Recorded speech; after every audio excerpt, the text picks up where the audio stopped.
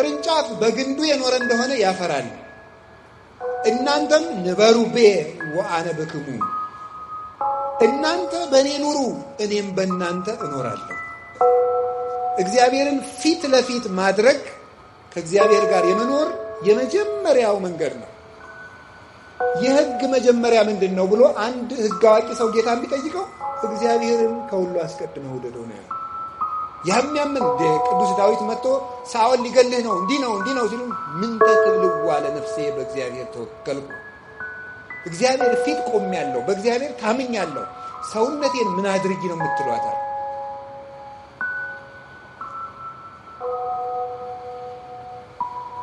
እግዚአብሔርን ሁልጊዜ አየዋለሁ ይላል። ከእግዚአብሔር ጋር ለመኖር ሁልጊዜ እግዚአብሔርን ማየት፣ ሲተኙ እግዚአብሔርን ማየት፣ ሲነሱ እግዚአብሔርን እያዩ መነሳት፣ ሲናገሩ እግዚአብሔርን እያዩ መናገር፣ ሲሰሩ እግዚአብሔርን እያሰቡ እያዩ መስራት፣ ሲነግዱ እግዚአብሔርን እያዩ መነገድ፣ ሲመክሩ እግዚአብሔርን እያዩ መምከር፣ ሲወስኑ እግዚአብሔርን እያዩ መወሰን። እግዚአብሔርን ፊት ለፊት ማድረግ ከእግዚአብሔር ጋር የመኖር የመጀመሪያው መንገድ ነው። እንዲህ ይላል ኤልያስ ሲናገር ሕያው እግዚአብሔር አምላከ ኃይል ዘቆምኩ ቅድሜሁ ይላል። አንደኛ ነገሥት ምዕራፍ 17 ቁጥር 1 ላይ ሲናገር በፊቱ የቆምኩት የእስራኤል አምላክ ሕያው እግዚአብሔር ምስክሬ ነው ይላል። በፊቱ የቆምኩት ልብ በሉ፣ የት ሆኖ የሚናገር? እስራኤል ቀርሜሎስ ተራራ ላይ ሆኖ በፊቱ የቆምኩት እግዚአብሔር ይላል። ፊት ለፊቱ ዳኛ ፊት እንደቆመ ሆኖ ነው እግዚአብሔር የሚያስበው። በፊቱ የቆምኩት በዚህ 3 ዓመት ውስጥ ዝናብ ጠብ አይልም ማለት።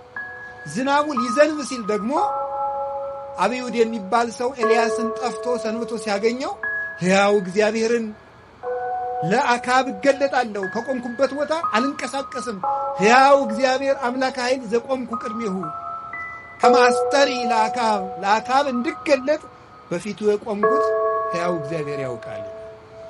ስለዚህ በፊታችን እግዚአብሔርን ካለ እግዚአብሔርን መፍራት ይሏችኋል። እሱ ሁልጊዜ በእግዚአብሔር ፊት እንደቆምክ አስበህ ኑር ነው። እግዚአብሔርን ሁልጊዜ እየው። በፊት እንደውም በፊቴ ነው አየዋለሁ፣ ቅድሜ ውእቱ እግዚአብሔር በፊቴ ነው የሚለው ሊቃውንት ሲተረጉሙት ምን ብለው ይተረጉማሉ? በፊት ያለ እንዳይረሳ አረሳውም ሲሉ በኋላ ያለ ይረሳል፣ ፊት ለፊት ያለ ግን አይረሳም። እግዚአብሔርን እያዩ መኖር እንዴት ትልቅነት መሰላችሁ! አንዳንድ ጊዜ ሰይጣን ህሊናችን፣ አንዳንድ ጊዜ ልባችን ዘወር ሲያደርገው ነው መበደል የምንጀምረው። እኔም እናንተ ፍርሃት በሚረቀው አይናችን የሚመጣው አይናችን ከእግዚአብሔር ነቀል ብሎ ዘወር ሲል ነው። ቅዱስ ጴጥሮስ ጌታ በባህር ላይ ሲሄድ አይቶት እኔም እንዳንተ በባህር ላይ ልምጣ አዘዘኝ አለው። ና አለው። ትንሽ እንደተራመደ ወጀብ ሲነሳ ከክርስቶስ ላይ አይኑን አንስቶ ነፋሱ ላይ መጣል ሲጀምር ነፋሱ ከፍ ማለት ጀመረ ይላል። አይናችን ከእግዚአብሔር ዘወር ሲል ምን ይሆናል? እዚህ ቤተ ክርስቲያን ላይ ታያላችሁ አይደል? ሰጎን እንቁላሏን ትክ ብላን የምታየው አይኗን ከነቀለች እንቁላሏ ይበላሻል ይላል። እና ቤተ ክርስቲያን ላይ ስትወጡ ጉልላቱ ላይ እንቁላል የሚመስል ነገር አለ። ወፍ የምትመስል ትክ ብላ እያየችው። እግዚአብሔርም እኛን ማየት ቢያቆም እንጠፋለን። ደግሞ መልሰን ደግሞ ሰጎን እንቁላሏ ላይ አይኗን እንደማትነቅል ክርስቲያኖችም የክርስቶስ መስቀል ላይ አይናቸውን መንቀል የለባቸውም። ያን እያሰቡ ሲኖሩ ፍርሃቱም ጭንቀቱም ያምን ቅዱስ ዳዊት መጥቶ ሳኦል ሊገልህ ነው እንዲህ ነው ሲሉ ምን ተክልዋ ለነፍሴ በእግዚአብሔር ተወከልኩ፣ እግዚአብሔር ፊት ቆሜያለሁ፣ በእግዚአብሔር ታምኛለሁ፣ ሰውነቴን ምን አድርጊ ነው የምትሏታል? እግዚአብሔርን የሚያይ ሰው ነፋስ አይታየው፣ እሳት አይታየው። ለቅዱስ ጊዮርጊስ ሰይፍ አይታየው፣ መንኮራኩር አይታየው። መንኮራኩሩን አልፎ ክርስቶስ ይታየዋል። ለቅዱስ መርቆሬዎስ የሚጠበስበትን ብረት ምጣድ አልፎ ክርስቶስ ይታየዋል። ለእነ አቡነ ተክለ ሃይማኖት፣ ለእነ አቡነ ገብረ መንፈስ ቅዱስ እንደዚያ ናቸው። ገንዘብን አልፋችሁ ክርስቶስን ማየት ብትፈልጉ መጀመሪያ አይናችሁ ከክርስቶስ ላይ አለመነቀል ነው። ያንን ነው እግዚአብሔር ጋር ለመኖር መጀመሪያ እግዚአብሔርን እያየን መኖር። ሁለተኛ ከእግዚአብሔር ጋር ለመኖር እንዴት ብለን እንኖር ብትሉኝ እግዚአብሔርን እንደ ክፉ ዳኛ እንዳይቀጣን ፈርተን ሳይሆን እንደ አባት እየናፈቅን መኖር አለብን።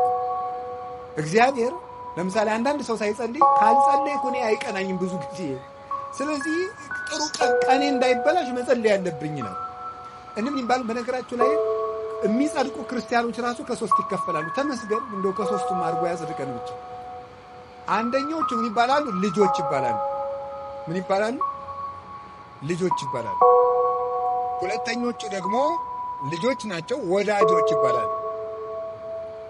ሶስተኞቹ ደግሞ ሰራተኞች ይባላሉ፣ ባሮች። እነዚህ ልጆች የሚባሉት ቅርብ ጻድቃን ናቸው። ወዳጆች ደግሞ የሚባሉት ደግሞ እንደው በንስሐ የተመለሱት ናቸው። ሰራተኞች የሚባሉት ግን ደመወዝን የሚፈልጉት አይደል?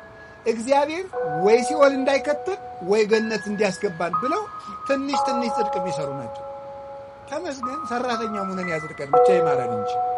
እንደው ግን ልጅ ስንሆን ነው የሚያምርብን። ምንደኛ ስንሆን አያምርብንም፣ ልጅ ስንሆን ነው። እና እግዚአብሔርን ሲኦል እንዳይከተኝ እግዚአብሔር ገሃነም እንዳይጠለኝ እንዲህ እያልን ሳይሆን እግዚአብሔር እየጠማን ሲሆን ነው። እየጠማን እንደውም ልንገራችሁ፣ ሰው እየጾመ እግዚአብሔር ላይኖር ይችላል። ሰው እየጸለየ እግዚአብሔር ላይሆን ይችላል። ሰው እየሰገደ እግዚአብሔር ላይሆን ይችላል። ለምን? ክርስትና ተግባር ብቻ ሳይሆን ፍቅር ነው። ድርጊት አይደለም። ጉዳይን አከናውኖ መሮጥ አይደለም። ከእግዚአብሔር ጋር በፍቅር መዛመድ መገመድ ነው።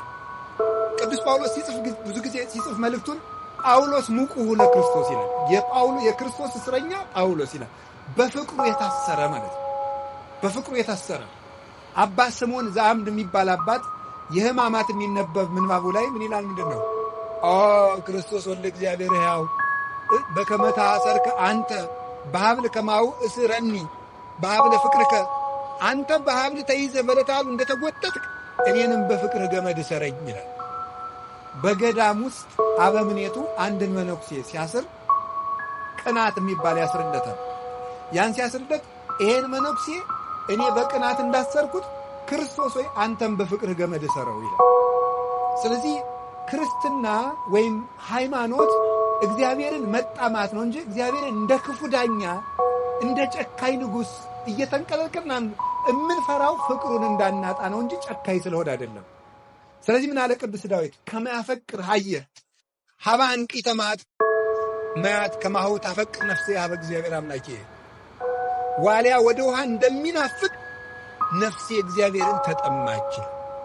እግዚአብሔር የሚርበው ሰው ቸርነቱ የሚሳሳለት፣ ለቸርነቱ የሚሳሳ፣ ለአባትነቱ የሚሳሳ፣ ምሕረቱን እያሰበ የሚያለቅስ፣ እኔ እንዲህ ያለው አመፀኛ ስሆን ጌታዬ ሆይ እንዴት ቻልከኝ ብሎ ለፍቅሩ የሚሳሳ፣ በፍቅሩ የተነደፈ ሰው ሲሆን እሱ ነው ከእግዚአብሔር ጋር ነው። ስለዚህ እግዚአብሔርን ጌትነቱን፣ ፈራጅነቱን ብዙ ጊዜ ከምታስቡ ይልቅ ፍቅሩ ላይ ትኩረት አድርጉ። ፍቅር ጉልበት አለውና ዳኝነቱንም ማሰብ ይገባል። እግዚአብሔር መቀለጃ አይደለምና። የሆነ ሆኖ ግን ፍቅሩ ስቦ ከሱ ያደርሰናል። ስለዚህ እግዚአብሔር ሰዎች ከእግዚአብሔር ጋር ለመኖር ምን እናድርግ ስትሉ ግዴታ ሆኖብን አንድ ነገር አናድርግ። ምን ሆኖብን እናድርግ? ፍቅር ሆኖብን። ስትጸልዩ ረፍቶባችሁ ብታገኙት ሁለት ሰዓቱ ነው እንግዲህ ሁሉ እስከምደግም አትበሉ። በፍቅር አንዲቱን አቡነ ዘበሰማያት ደግማችሁ ውጡ። እግዚአብሔር በፍቅር የምትሆነ ነገር። ይህን ደግሞ ጸሎት ለማሳጠር አትጠቀሙበት። መጠቀም ያለብን እግዚአብሔር የሚፈልገው ቀመር ሳይሆን ፍቅር ነው የሚፈልገው። ፍቅር ይቀድማል። የሕግ መጀመሪያ ምንድን ነው ብሎ አንድ ሕግ አዋቂ ሰው ጌታን ቢጠይቀው እግዚአብሔርን ከሁሉ አስቀድመህ ውደደው ነው። እግዚአብሔር ምንድን ነው ከኛ የሚፈልገው? እንድንወደው ብቻ። እንድንወደው የሚፈልገው ምን እንድንሰጠው ነው? ምንም እንድንሰጠው አይደለም። ጸጋውን ለመቀበል እኛ እንደሚወደን እርግጠኛ የሆነ ልብ እንዲኖረን ብቻ ነው እግዚአብሔር የሚፈልገው። ያንን ነው የሚፈልግ እግዚአብሔር። ስለዚህ ከእግዚአብሔር ጋር ለመኖር ሁለተኛ እየሳሳን እንጂ እንደ ክፉ ንጉሥ እየተጨነቅን አይደለም መኖር ያለብን። ይህ ሁለተኛው ነው። ሶስተኛው ከእግዚአብሔር ጋር ለመኖር ምን ሆነን እንኖር?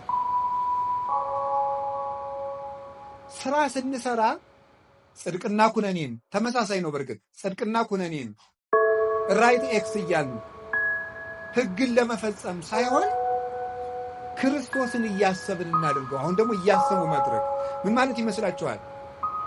ለምሳሌ የሰበካ ጉባኤ አባል ክፍያ ብትከፍሉ ካልከፈልኩ በወልድ ክርስትና አነሱልኝም ብሞት አይፈቱኝም ብላችሁ አይደለም መስጠት ያለባችሁ። ክርስቶስን ለክርስቶስ እንዴት መታደሌ ነው። አሁን እስኪ አሁን የአንዲት ሀገር ንጉሥ መጥቶ ከአንዲት ድሃ ቤት ዛሬ ምሳ የምበላው ከአንቺ ቤት ነው ቢል ወይ መከራዬ ደግሞ እኔ ቤት ሊመጣብኝ ነው የምትለው? እንዴት ቢወደኝ ነው የምትለው? አንዲት ድሃ ሴት እንዲያውም አንድ ሙክት አንድ ሰው ቢያድና አንድ ድሃ ሰው ቆሎ ቆልቶ ቢያቀርብና እኔ ይህን ቆሎ ነው የምበላ አንተ ዛሬ ቆሎ እንድትሰጠኝ እፈልጋለሁ ቢል ምንም የማይቸግረው ንጉሥ ባለጸጋ ምን አይነት ሰው የሚወድ ሰው ነው አሁን የኔን ቆሎ ሰው ብሎ ይቀበለኝ አትሉ? አሁን እግዚአብሔር ከኛ ሳንቲም ሲጠይቅ አይገርማችሁም? እንዴት አድርጎ ቢወደኝ ነው ማለት ሲገባል ግዴታ አይደል? እንዴት አደርጋለሁ ሳይሆን መሆን ያለበት ምንድን ነው? ማሰብ ያለብን ክርስቶስን እያሰብን ግዴታችንን እያሰብን ጽድቅና ኩነኔን እያሰብን ማድረግ አለብኝ። አብይ ጾም ገብቷል። ምን አረጋለሁ? 9 ሰዓት መሆን አለበት። አስራት መክፈል አለብኝ። ምን አረጋለሁ? እግዚአብሔርን ከሚከፈው ከገሌ ጋር ልታረቅ አይደለም መሆን ያለበት። መሆን ያለበት እግዚአብሔርን እያሰብን እወ ስራዩ ይሰሪ ለክሙ እወ ህድጉ ያድግ ለክሙ። እናንተም ተው ይተውላችኋል፣ እናንተም ይቅር በሉ ይቅር። እኔ እግዚአብሔር ይህን ያህል ዓመት ከተሸከመኝ ወንድሜን እህቴን 3 ወር ብታገሰስ ብሸከምስ ብለን ማድረግ ያለበት። ክርስቶስን እያሰብን ካደረግነው ምንም ጽድቅ አይሰለቸንም፣ ወጥተንም ከቤተ ክርስቲያን አንጠፋም። ክርስቶስን አስበን ከሆነ ቤተ ክርስቲያን የመጣን ሰብካ ጉባኤው ቢያስከፋን አንወጣም፣ አለቃው ቢያስከፋን አንወጣም፣ ሰባኪው ቢያስከፋን አንወጣም። አኩርፈን የምንጠፋው መጀመሪያም ዓላማችን ጽድቅና ኩነኔ ብቻ ገሃነም እንዳይበላን ገነት እንገባ ነው እንጂ የክርስቶስን ሐሳብ እያሰብን አምላኬን ላገኝ እሄዳለሁ እያልን ስለማንመጣ ነው። አመጣጣችን መስተካከል ስለነበረበት በስህተት ስለመጣን በስህተቱ ከቤቱ እንወጣለን። እግዚአብሔርን ብሎ የመጣ ግን ምን ብሎ ከአባቱ ቤት ይወጣል? ምን ብሎ ማን ብሎ ማን በጎሬጥ ማየው ማን ፊት ቢነሳው ማን ግንባር ሊቆጥርበት ከቤቱ አይወጣም። የአባቱ ቤት ነው። ማን ከአባቱ ቤት በቀላሉ ይወጣል? ስለዚህ ስንመጣ እግዚአብሔርን ብለን እንወጣ። ሰው ብለን ስላልመጣን ሰው በሰው ምክንያቱም ከቤቱ ለምን እንወጣለን? እቤትም ነው ሰው ይደክማል፣ ይወጣል፣ ይነሳል፣ ያድጋል። እሱ ነው። ሌላው ከእግዚአብሔር ጋር ለመኖር ምን እናድርግ? ከእግዚአብሔር ጋር ለመኖር ወይን ከግንድ ጋር በሚኖርበት መንገድ እንኖር እላችኋለሁ። ወይን ከግንድ ጋር በሚኖርበት መንገድ የዮሐንስ ወንጌል ምዕራፍ 15 ቁጥር 4 ላይ ታገኙታላችሁ። እንዲህ ብሎ ይናገራል። አነ ውእቱ ሐረገ ወይን ዘጽድቅ ወአቡየ ተካሊሁ ወአንትሙ አይጹቂሁ። እኔ የወይን ሐረግ ነኝ፣ የወይን ግንድ ነኝ፣ እናንተ ቅርንጫፍ ናችሁ። ቅርንጫፍ በግንዱ የኖረ እንደሆነ ያፈራል። እናንተም ንበሩ ብየ ወአነ በክሙ። እናንተ በእኔ ኑሩ፣ እኔም በእናንተ እኖራለሁ። እንደዚህ የሆነ እንደሆነሳ ዝቅ ብሎ ቁጥር 10 ላይ ርእሴክሙ ከመ ትሁሩ ወፍሬ ትፍረዩ ወውእቱ ፍሬክሙ ይነብር ለዓለም። ፍሬ እንድታፈሩ አደርጋችኋለሁ። ምን የሆነ እንደሆነ ከኔ ጋር የኖራችሁ እንደሆነ ከኔ ጋር የኖራችሁ እንደሆነ። ስለዚህ ከክርስቶስ ጋር እንደምንኖረው ምንድን ነው? ቅርንጫፍ ከግንዱ በሚኖርበት መንገድ። ከቅርንጫፍ ከግንዱ ምንድን ነው የሚያደርገው? ይመገባል፣ ማዕድን ይመገባል። የሚያስፈልገውን ንጥረ ነገር ለማበብ የሚሆነው ቅጠሉ እንዲያብብ ቅርንጫፍ እንዲያወጣ የሚያደርገውን ሌሎች ትንሽ ቅርንጫፎች እንዲያወጣ የሚያደርገውን እንዲያብብ የሚያደርገውን እንዲያፈራ የሚያደርገውን መዓዛ እንዲያገኝ የሚያደርገውን ጠንካራ የሚያደርገውን ነገር ሁሉ ከግንዱ ይወስዳል። ቅርንጫፉ ግን ቢቆረጥ ወደ እሳት ይጣላል፣ ይደርቃል። ባይጣልም ይበሰብሳል፣ ምስጥ ይበላዋል። ከግንዱ ያለ ቅርንጫፍ ግን ያፈራል። ስለዚህ ምንድን ነው? እኛም ከክርስቶስ ጋር ቅርንጫፍ ከግንድ ጋር በሚኖርበት መንገድ እንኑር። ምን እያደረግን? የእሱን ምግብ መመገብ አለብን። ቅርንጫፍ ከግንዱ መመገብ ቢያቆምስ ይቆረጣል፣ ተዘንጥሎ ወይም ደግሞ ተከፍሎ ይወድቃል። ከክርስቶስ እንዳንለይ እንመገብ። ምን እንመገብ? ሥጋውና ደሙ። ምን እንመገብ አለ እግዚአብሔርም ሁልጊዜ ወንጌሉን መመገብ። አያችሁ አይደለም? እነዚህ ቅርንጫፎች ያደጉት ከግንዱ የሚመጣላቸውን ወተት እየጠጡ ነው ያደጉት። ክርስቶስ እኛን የሚያሳድግበት ወተት አለው። አንደኛ ጴጥሮስ ምዕራፍ 2 ላይ እንደነገረን አፍቅሩ ሐሊበ ንባቤ ዘአልወቱ ትስሕት። በየቀኑ መጽሐፍ ቅዱስን ማንበብና መማር ያሳድጋል። ወይ ከውን እንተ ትክልት አበማ ዘመን ምን የሚያደርግ ሰው ሕጉን በሌሊትና በቀን የሚያነብሰው ከውሃ ዳር እንደተተከለች አትክልት ይሆናል። ፍሬውን በየጊዜው እንደሚሰጥ ቅጠሉ እንደማይጠወልግ ይሆናል ይላል መዝሙር ምዕራፍ 1 ላይ ቅዱስ ዳዊት ሲናገር። ስለዚህ ቅርንጫፍ ነን እኛ። እንድናድግ ምን እናደርግ? ከግንዱ አንራቅ ወገኖች። ቅርንጫፍ ነን። ምን እናደርግ? ምግብ እንውሰድ። አንድ ቅዱስ ሥጋው ክቡር ደሙን፣ 2 ቃለ እግዚአብሔር በየቀኑ መመገብ አለብን። በየቀኑ ጉባኤ ሲዘጋጅ በዓመት 1 ጊዜ 2 ጊዜ ተሰብከን ነፍሳችን ማደግ አትችልም። ልብ በሉ። አንድ ቅርንጫፍ ከግንዱ አሁን ብቻ ምግብ ቢወስድ ለነገ ጭምር ይሆናል? ለከርሞ ጭምር ይሆናል? አይሆነውም። በየቀኑ ነው የሚመገበው። አለ እግዚአብሔር ምግባችን ነው። የምንጠይቀውም ሲሳየነ ዘለለ ዕለትነ ብለን ነው። የዕለት እንጀራችን ስጠን ዛሬ ብለን ነው። በየቀኑ 1 ምዕራፍ መጽሐፍ ቅዱስ ቢያንስ እስኪ አንብቡ፣ እንማር። ሁልጊዜ ሲሲታነ ነፍስ ቃላቲሁ ለእግዚአብሔር እስመ ቃለ እግዚአብሔር ሲሳይ ዘበአማን ውእቱ። የእግዚአብሔር ቃል የነፍስ ምግብ ነው፣ እውነተኛም እንጀራዋ ነው። ተመጥኖ ምግብ ያላገኘ ሥጋ ለራስ ፍልጠት ለሆድ ቁርጠት እንደሚጋለጠው ሁሉ ነፍስ ቃለ እግዚአብሔር የማትመገብ ነፍስ ሁልጊዜ ሕመምተኛ ናት፣ ለፍሬ የማትበቃ። ስለዚህ ቅዱስ ሥጋውን ክቡር ደሙንና ቃለ እግዚአብሔር መመገብን፣ ሀብተ መንፈስ ቅዱስን መመገብን፣ የመንፈስ ቅዱስ መመገብ አለ። ልታውቃላችሁ እንዲህ ብሎ ነበር ዮሐንስ ወንጌል ምዕራፍ 14 ላይ እኔ እያደገክሙ ጓለማውታት እኮ ነው ዳደግ አላደርጋችሁም ብሎ ነበር። ዳደግ ማለት ልክ እናት የሌለው ጫጩት ማለት ነው። ግን ተመልከቱ፣ ርግብ ያልፈለየችው ጫጩት እንደማይፈለፈል መንፈስ ቅዱስ የተለያት ነፍስም አትፈለፈልም።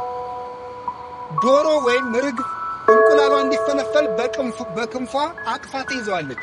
ያን ጊዜ በእናቱ ሙቀት እንቁላሉ እግር አውጥቶ ጫጩት ሆኖ ይራመዳል።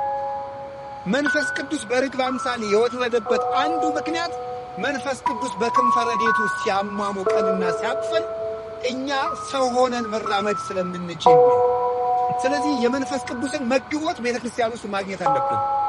ቤተክርስቲያን በየቀኑ ኪዳን ማድረስ፣ ማስቀደስ፣ ቢያንስ በሳምንት 1 ቀን እሑድ ጧት ሌሊት ሄዳችሁ ማስቀደስ ካልተቻላችሁ የከሰዓት ቅዳሴ አለ። አድባራቱ ሰፍተዋል፣ እግዚአብሔር ይመስገን እንጂ በየትኛውም ኢትዮጵያ ክፍል ላይ የቤተክርስቲያን ችግር የለም። በእርግጥ መምህሮቻቸው እየሞቱባቸው፣ ካህናት እየታረዱባቸው፣ ቤተክርስቲያን እየተቃጠልባቸው የራቃቸውም አሉ። እንደው እኛ ግን ምን እንመልስ ቢሆን አጠገባችን ቤተክርስቲያን በየቦታው እየተሰራ ነው። ልብ በሉ። ቅዱስ ዮሐንስ አፈወርቅ ይላል አንተ ሰው 70 ሰገል የክርስቶስን የተወለደበትን ቦታ ለማየት 2 ዓመት ተጉዘዋል። አንተ 2 ደቂቃ ተጉዘ ቤተክርስቲያን ለመምጣት የምትቸገር ለክርስቶስ ምን ትመልስለት ይሆን ይላል። 2 ሰዓት እንኳን አንጓዝም። ቤተልሔም ይሏቸዋል፣ ሌላ አይደለችም ቤተክርስቲያን። አንዱ እንደ ወይን የምንኖረው ቤተክርስቲያን ነው።